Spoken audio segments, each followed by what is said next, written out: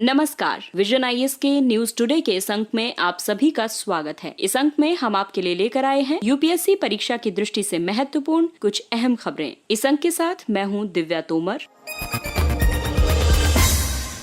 आइए सबसे पहले जानते हैं इस अंक की सुर्खियों के बारे में। संचार मंत्रालय ने अन्य सेवा प्रदाताओं के लिए दिशा निर्देशों को उदार बनाया। चंद्रयान 2 के उपकरणों ने सौर कोरोना के बारे में उत्कृष्ट वैज्ञानिक परिणाम प्रदान किए। आईपीसीसी एक प्रारूप रिपोर्ट के अनुसार जलवायु संकट आशंका से कहीं अधिक शीघ्र प्रकट होगा। केंद्रीय श्रम और रोजगार मंत्री के अनुसार भारत श्रम बल भागीदारी में लैंगिक अंतराल को कम करने के प्रयास कर रहा है और एक अध्ययन के मुताबिक विश्व के कपास उपजाने वाले आधे क्षेत्रों को गंभीर जलवायु जोखिमों का सामना करना पड़ सकता है। और अब समाचार विस्तार से।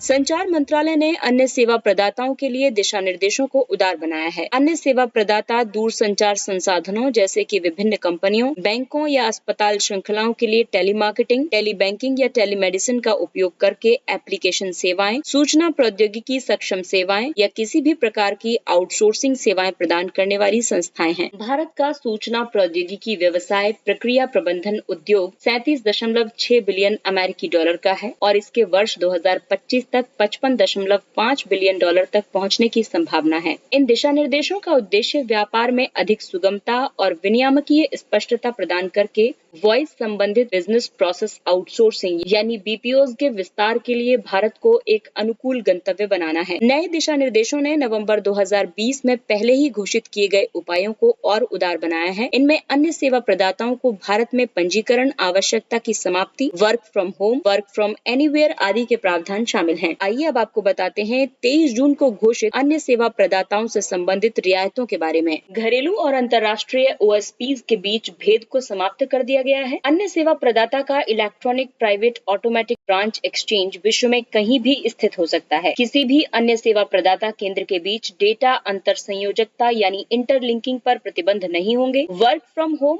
वर्क फ्रॉम एनीवेयर आदि की अनुमति प्रदान की गई है। उल्लंघनों पर दंड को समाप्त कर दिया गया है। इन सुधारों का काफी महत्व होगा क्योंकि इससे कर्मचारियों को घर से कार्य करते हुए एक से अधिक कंपनियों के लिए फ्रीलांसिंग का विकल्प चुनने की अनुमति दी गई है, जिससे इस क्षेत्र में अधिक व्यक्ति आकर्षित होंगे। सूचना प्रौद्योगिकी सेवाओं को विश्व स्तर पर अधिक प्रतिस्पर्धी बनाने में मदद मिलेगी। बहुराष्ट्रीय कंपनियां एक अनुकूल गंतव्य के रूप में भारत की ओर आकर्षित होंगी और इसलिए अधिक विदेशी प्रत्यक्ष निवेश यानी एफडीआई को बढ़ावा मिलेगा और उत्पादकता में वृद्धि होगी।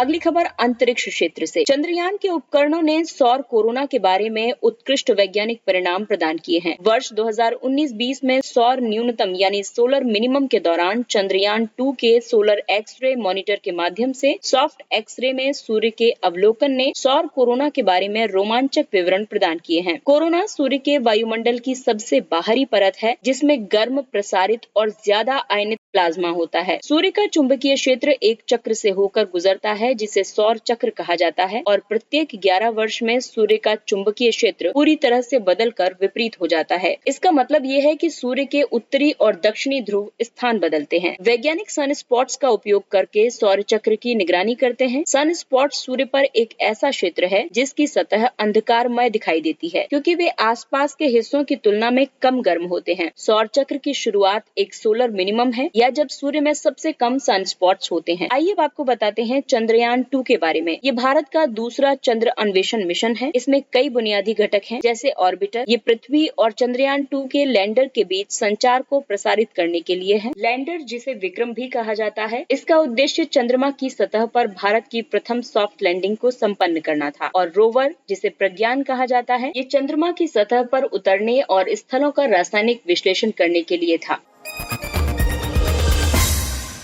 आईपीसीसी एक प्रारूप रिपोर्ट के अनुसार जलवायु संकट आशंका से कहीं अधिक जल्दी प्रकट होगा। जलवायु परिवर्तन पर अंतर सरकारी पैनल यानी आईपीसीसी की रिपोर्ट में ये वर्णित किया गया है कि जलवायु परिवर्तन पृथ्वी पर जीवन को मौलिक रूप से नया स्वरूप प्रदान करेगा। भले ही मनुष्य वर्ष 2015 के पेरिस समझौते के लक्ष्यों के अनुरूप ग्रह को गर्म करने वाली ग्रीन हाउस गैसों के उत्सर्जन को नियंत्रित कर ले, आईपीसीसी जलवायु परिवर्तन से संबंधित विज्ञान के आकलन के लिए संयुक्त राष्ट्र की एक संस्था संस्था है। इसकी स्थापना वर्ष 1988 में संयुक्त राष्ट्र पर्यावरण कार्यक्रम UNEP और विश्व मौसम विज्ञान संगठन WMO द्वारा की गई थी। इस रिपोर्ट के मुख्य निष्कर्षों की बात करें तो अब तक 1.1 डिग्री सेल्सियस तापन के साथ जलवायु पहले से ही बदल रही है। हालांकि पहले के मॉडल ने वर्ष 2100 से पहले पृथ्वी परिवर्तनशील जलवायु परिवर्तन की भविष्यवाणी नहीं की थी, लेकिन इस रिपोर्ट में पाया गया है कि 1.5 डिग्री से नीचे का तापन भी गंभीर और अपरिवर्तनीय परिणाम जैसे वनाग्नि और बाढ़ आदि में वृद्धि कर सकता है। अनुकूलन के वर्तमान उपाय भविष्य के जलवायु जोखिमों के प्रति प्रतिक्रिया करने में अपर्याप्त होंगे। रिपोर्ट में ऐसा कहा गया है कि टिपिंग पॉइंट के रूप में ज्ञात जलवायु प्रणाली में पृथ्वी गैर वापसी बिंदु सीमा के निकट है। टिपिंग पॉइंट्स पर एक सूक्ष्म परिवर्तन भी एक तंत्र को पूर्णतया नई स्थिति में अग्रसर कर सकता है। निकृष्ट स्थिति से बचने के लिए अनुशंसा की गई है। इसमें ब्लू कार्बन पारिस्थितिकी तंत्र को पुनर्स्थापित करना, पादप आधारित आहार को अपनाना आदि शामिल है। जलवायु परिवर्तन पर अंतर सरकारी पैनल की गर्म होते ग्रह के प्रकृति के प्रभाव पर युगांतरकारी प्रारूप रिपोर्ट के अन्य मुख्य निष्कर्ष भी हैं। इसमें जलवायु परिवर्तन के अलग अलग प्रभाव दर्शाए गए हैं, जैसे प्रजातियों की विलुप्ति दर एंथ्रोपोसीन, जिसे मानव युग भी कहा जाता है, इस भूवैज्ञानिक काल के पहले ही 1000 गुना अधिक हो गई थी और स्थलीय व समुद्री प्रजातियां तापमान में 2 डिग्री सेल्सियस से 3 डिग्री सेल्सियस की वृद्धि होने पर इस शताब्दी के अंत तक 54% स्थलीय और समुद्री प्रजातियों के विलुप्त होने का खतरा है। वहीं ताजे जल की मछलियां जलवायु परिवर्तन के कारण स्थानीय जैव विविधता के वर्ष 2075 तक 75% कम होने की संभावना है और कछुए समुद्री तल में वृद्धि के उच्च सीमा अनुमानों के अनुसार हरे कछुओं के भूमध्य सागरीय नेस्टिंग क्षेत्र में 59% कमी की संभावना और लॉगरहेड कछुओं में 67% विलोपन की संभावना है। महासागर में प्रवाल तापमान में 1.5 डिग्री सेल्सियस की वृद्धि होने पर विश्व की 70 से 90% प्रवाल भित्तियों के समाप्त होने की संभावना है। समुद्री उष्ण लहर वर्ष 1925 से बारंबारता में 34% की वृद्धि और 17% अधिक लंबी हुई है। वहीं आर्कटिक की समुद्री बर्फ की बात करें तो ग्रीष्मकालीन समुद्री हिम में 1970 के दशक के उत्तरार्ध से 25% यानी 22 मिलियन वर्ग किलोमीटर की कमी हुई है। आइए अब बात करते हैं वनों पर जलवायु परिवर्तन के प्रभावों के बारे में। वनाग्नि के मौसम, तापमान में वृद्धि, शुष्कता और सूखे ने वनाग्नि के मौसम को और बढ़ा दिया है और संभावित दहन योग्य क्षेत्र को दोगुना कर दिया है। गंभीर सूखा, तापमान में 2 डिग्री सेल्सियस वृद्धि होने पर ब्राजील के प्राकृतिक क्षेत्रों में गंभीर सूखे में 4 गुना वृद्धि की संभावना है। आर्कटिक टुंड्रा में वनाग्नि, साइबेरिया में वर्ष 1996 से वर्ष 2015 के बीच जलने वाला क्षेत्र 9 गुना हो गया था। वहीं अमेज़न वर्षा वन उच्च उत्सर्जन होने पर सूखे और वनाग्नि से आधी अमेज़न द्रोणी घास भूमि में परिवर्तित हो सकती है, जिससे वैश्विक उत्सर्जन में वृद्धि की संभावना है। आइए अब बात करते हैं कई तंत्रों पर इस जलवायु परिवर्तन का क्या प्रभाव होगा। परमाफ्रॉस्ट तापमान में 2 डिग्री सेल्सियस की वृद्धि होने पर वर्ष 2100 तक 15% समाप्त हो सकते हैं, जिससे 36 से 67 बिलियन टन कार्बन का उत्सर्जन हो सकता है। वहीं पारिस्थितिकीय तंत्र में कई स्थलीय, ताजे जल, महासागरीय और तटीय पारिस्थितिकी तंत्र वर्तमान में अपनी अनुकूलन क्षमता की सीमा के निकट है या उसे पार कर चुके हैं।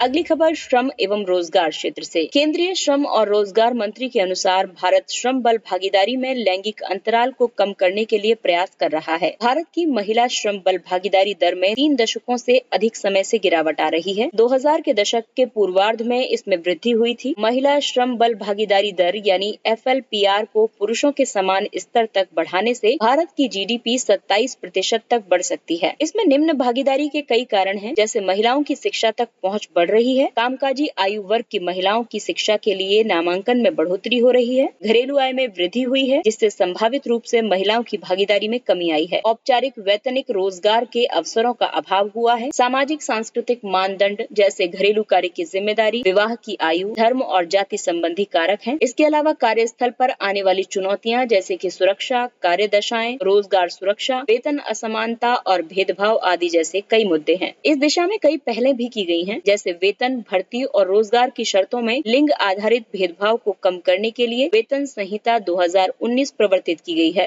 मातृत्व लाभ संशोधन अधिनियम 2017 लागू किया गया है। इसमें सवैतनिक मातृत्व अवकाश को 12 सप्ताह से बढ़ाकर 26 सप्ताह किया गया है। 50 या अधिक कर्मचारियों वाले प्रतिष्ठानों में क्रैच सुविधा अनिवार्य की गई है। रात्रि काल में महिला कामगारों को अनुमति देना, जैसे कि कारखाना अधिनियम 1948 के तहत राज्यों को ये परामर्श दिया गया है। इसके अलावा प्रधानमंत्री मुद्रा योजना महिला उद्यमियों को वित्तीय सहायता प्रदान करती है। समान पारिश्रमिक अधिनियम 1976 पुरुषों और महिलाओं को समान पारिश्रमिक के भुगतान का प्रावधान करता है। अगली खबर कृषि और उससे जुड़ी आपदाओं से संबंधित है। एक अध्ययन के अनुसार विश्व के कपास उपजाने वाले आधे क्षेत्रों को गंभीर जलवायु जोखिमों का सामना करना पड़ सकता है। कॉटन 2040 इनिशिएटिव के एक अध्ययन के अनुसार जलवायु परिवर्तन भारत सहित विश्व के सभी कपास उत्पादक क्षेत्रों में से आधे के समक्ष वर्ष 2040 तक कम से कम एक जलवायु खतरे से संबंधित जोखिमों में वृद्धि कर सकता है। जलवायु खतरों में तापमान में वृद्धि, वर्षा के प्रारूप में परिवर्तन और चरम मौसमी घटनाएं शामिल हैं। कॉटन 2040 एक गैर सरकारी संगठन फोरम फॉर द फ्यूचर की एक पहल है। इसका उद्देश्य तेजी से जलवायु बाधित हो रहे विश्व में एक लचीले कपास उद्योग का निर्माण करना है। अध्ययन में ये वर्णित किया गया है कि कपास वैश्विक वस्त्र बाजार में उपयोग होने वाले सभी कच्चे माल का 31% हिस्सा है, जिसका वार्षिक आर्थिक प्रभाव $600 बिलियन से ज्यादा है। भारत विश्व स्तर पर सबसे बड़ा कपास उत्पादक देश है, जो लगभग 60 मिलियन लोगों को प्रत्यक्ष या अप्रत्यक्ष रूप से अपनी कपास मूल्य श्रृंखला में शामिल करता है। इसमें लगभग 40 से 50 मिलियन लोग कपास व्यापार और इसके प्रसंस्करण में कार्यरत हैं। भारत विश्व में कपास का सबसे बड़ा उपभोक्ता भी है। भारतीय कपास का अधिकांश भाग 1 हेक्टेयर से कम क्षेत्रफल वाले छोटे खेतों में उगाया जाता है। भारत में कृषि की जाने वाली कपास की सभी 4 किस्में, जिसमें गॉसिपियम आर्बेरियम, हर्बेसम यानी एशियाई कपास, जी बारबंडेस यानी मिस्र का कपास और जी हिरसुटम यानी अमेरिकी अपलैंड कपास उगाई जाती है। कपास एक खरीफ फसल है और दक्कन के पठार की काली कपास मृदा में भली भांति वृद्धि करती है। काली मृदा में उच्च जल धारण क्षमता होती है। कपास के लिए वार्षिक तापमान 20 से 28 डिग्री सेल्सियस है और वर्षा 55 से 110 सेंटीमीटर है। इसके लिए न्यूनतम 180 पाला मुक्त दिनों की आवश्यकता होती है। भारत में शीर्ष 10 कपास उत्पादक राज्य हैं वर्ष 2017-18 के अनुसार, जिसमें शामिल है गुजरात, महाराष्ट्र, तेलंगाना, राजस्थान, मध्य प्रदेश, हरियाणा, आंध्र प्रदेश, कर्नाटक, पंजाब और Tamil Nadu.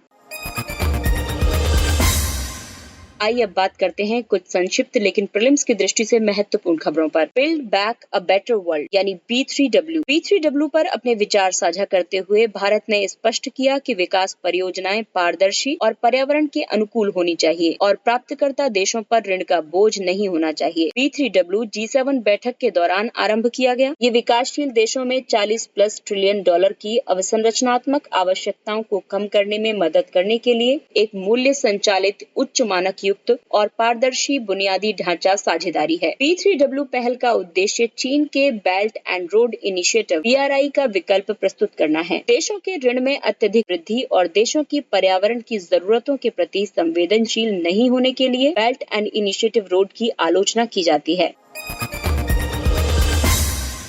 Tax inspectors without borders. Bhutan का टैक्स इंस्पेक्टर्स विदाउट बॉर्डर्स कार्यक्रम भारत के साथ साझेदारी में आरंभ किया गया है। इसका उद्देश्य भूटान को अपने कर प्रशासन को मजबूत करने में सहायता प्रदान करना है और अंतर्राष्ट्रीय कराधान तथा मूल्य निर्धारण हस्तांतरण के क्षेत्र में ध्यान केंद्रित करना है। टैक्स इंस्पेक्टर विदाउट बॉर्डर्स संयुक्त राष्ट्र विकास कार्यक्रम यानी UNDP और आर्थिक सहयोग एवं विकास संगठन OECD की एक संयुक्त पहल है। ये विकासशील देशों में कर प्रशासन के साथ कर लेखा परीक्षा ज्ञान और कौशल को साझा करने में सक्षम बनाती है।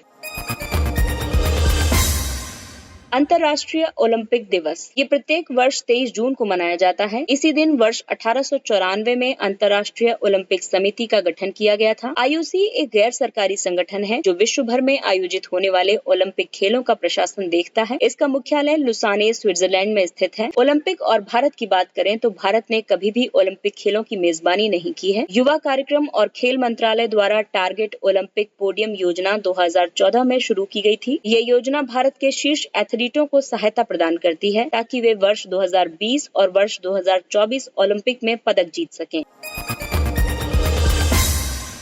काला सागर। रूस ने काला सागर में ब्रिटिश विध्वंसक पोत पर चेतावनी के गोले दागे। काला सागर दक्षिण पूर्वी यूरोप और तुर्की के अनातोलिया प्रायद्वीप के बीच एक अंतर्देशीय समुद्र है। ये भूमध्य सागर और एजियन सागर के माध्यम से तथा विभिन्न जलडमरू मध्य के माध्यम से अटलांटिक महासागर से जुड़ा हुआ है। बोस्पोरस जलडमरू मध्य इसे मरमरा सागर से जोड़ता है और डार्डेनिल्स जलडमरू मध्य इसे भूमध्य सागर के एजियन सागर क्षेत्र से जोड़ता है। उत्तर में ये केर्च जलडमरू मध्य द्वारा अजोब सागर से जुड़ा हुआ है। इसके साथ ही ये अंक समाप्त होता है। अगले अंक में फिर मुलाकात होगी कुछ अन्य महत्वपूर्ण खबरों के साथ। तब तक अपना ख्याल रखिए और 18 वर्ष से अधिक के सभी लोग कोविड के दोनों टीके लगवाएं। इसके अलावा कोविड नियमों का पालन करें, मास्क पहनिए, 2 गज की सुरक्षित दूरी बनाए रखें और हाथ और मुंह साफ रखें। इसके साथ ही विजन IAS की पूरी टीम को दीजिए इजाजत। नमस्कार।